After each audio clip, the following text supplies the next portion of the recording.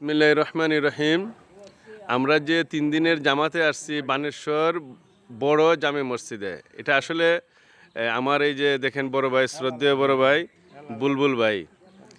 আমি আসার পরে যে মনের মধ্যে অনেকে জিজ্ঞেস করতেছে যে বুলবুল ভাইয়ের মসজিদে তো আসছি, বুলবুল ভাই কোথায়? আসলে আমরা জুমার নামাজ পড়ে চলে গেছিলাম বানেশ্বরে, বললাম তো কিছুক্ষণ আগে। কিন্তু আলহামদুলিল্লাহ এখন আবার আসছি বেজোড়া থেকে। আসার পরে দিকে আমার বুলবুল ভাই মসজিদের এখানে দাঁড়িয়ে রয়েছে, আলহামদুলিল্লাহ। আসলে ভাগ্য ভালো, উনারা পাইলেছে। উনি নাকি জুমার নামাজ পড়ছে কিনা হয়তো দেখছি না আমি ওই সময়। আর উনি হচ্ছে ওনার ছোটো ভাই। আর আমার ওই যে হুজুর আমাদের আমির সাহেব, আলহামদুলিল্লাহ মৌলানা সাহেব বারোবিরার, আসিম ভাইয়ের শ্বশুর। আর আমার বড় ভাই আমাদের খানবাড়ির এই ভাই নাম আলমগীর খান।